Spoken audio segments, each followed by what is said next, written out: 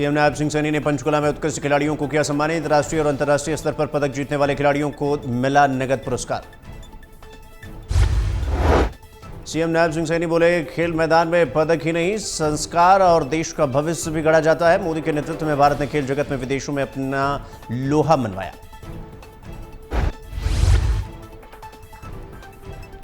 खेल मैदान में केवल पदक नहीं जीते जाते, हम सब जानते हैं वहां चरित्र भी गढ़ा जाता है। 17 जुलाई को प्रधानमंत्री मोदी जिन दौरे पर देश की पहली हाइड्रोजन ट्रेन को दिखाएंगे हरी झंडी। बीजेपी नेता मोहनलाल बड़ौनी ने कहा, यह हरियाणा और भारत के लिए ऐतिहासिक उपलब्धि। बीजेपी नेता मोहनलाल बड़ौनी बोले, हाइड्रोजन ट्रेन का संचालन भविष्य में दिल्ली तक बढ़ेगा। फ्यूलिंग स्टेशन और ढांचे का विकास होगा। स्वच्छ और किफायती परिवहन की ओर बढ़ेगा भारत का कदम। ये आपने मेरे को जानकारी दी है, मेरे पास जो जानकारी है वो मैंने आपको दी। ये लगातार कांग्रेस के नेता जो है कार्यकर्ता वो आवाज उठाते रहे कि जो रेल को फैक्ट्री यहाँ पानीपत में लगनी चाहिए, रेल कोच फैक्ट्री मैं आप सबसे भी निवेदन करूंगा। कृषि मंत्री श्याम सिंह राणा ने रादौर में नवीन कृषि संकल्प अभियान का किया शुभारंभ। किसानों को वैज्ञानिक खेती के प्रति जागरूक करने के लिए कुरुक्षेत्र लोकसभा क्षेत्र के 23 ब्लॉकों में चलेगा अभियान। कृषि मंत्री श्याम सिंह राणा बोले, खेती को लाभकारी बनाकर देश से बेरोजगारी दूर करी जा सकती है और युवाओं से कृषि अपनाने का आह्वान। पराली न जलाने और सरकार की मशीनों का लाभ उठाने की अपील।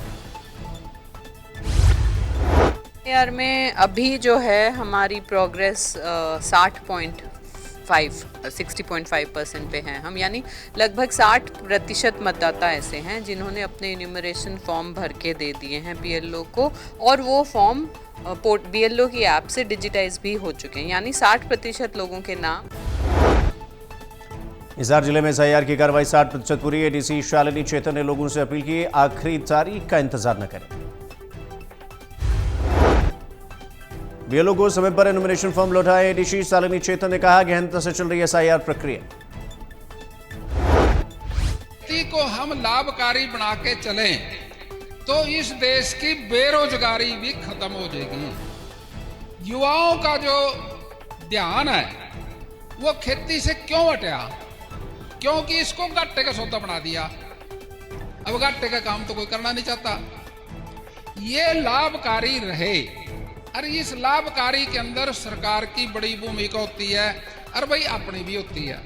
खेती के बारे में नवीन जिंदल जी ने जो प्रोग्राम शुरू कराया, इसकी जरूरत थी। जरूरत क्यों थी? क्योंकि 2000 लंबित मांगों को लेकर आशा वर्करों का विरोध प्रदर्शन। हरियाणा सरकार और स्वास्थ्य विभाग के खिलाफ नारेबाजी। लघु सचिवालय पहुंचकर केंद्रीय स्वास्थ्य मंत्री जेपी नड्डा के नाम सौंपा ज्ञापन।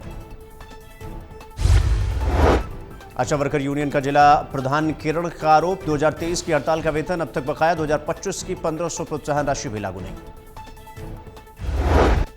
है उन आशा वर्करों से एसआईआर के नाम पे 1 रुपया नहीं दिया जा रहा। 24 घंटे काम के नाम पे आज ये काम आ गया। सरकार विभाग में कोई भी काम आ जाओ, छोटा हो चाहे बड़ा, सारा आशा वर्कर करेगी, लेकिन जो उसका निजी काम है, स्वास्थ्य सेवा पहुंचाना, जच्चा बच्चा। हरियाणा एंटी करप्शन ब्यूरो की बड़ी कार्रवाई। नायब तहसीलदार बलवंत सिंह 2 लाख की रिश्वत लेते रंगे हाथों गिरफ्तार।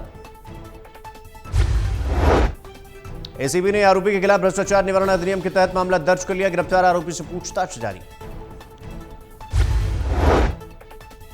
एक चकबंदी अधिकारी है, ये शिकायत करता कि 2014-15 में इसके गांव की जो है ना चकबंदी हुई थी, तो इसकी जो जमीन थी वो चकबंदी के टाइम पे कम होगी, तो उसके संबंध में इसने दरखास्त दे रखी थी।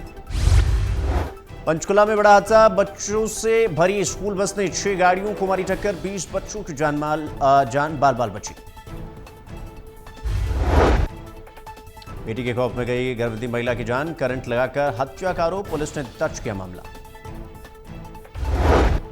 सांजरवास गांव में रूबल की मौत पर मुकदमा दर्ज। एएसआई कांति रानी ने कहा, पुलिस ने मौके पर पहुंचकर गहन जांच शुरू की। ललित निवासी सांजरवास से सूचना मिली थी हमने कि वही सजा जल गई है, तो आप मौके पर आए, मौके पर पहुंचे। आज उसके पिताजी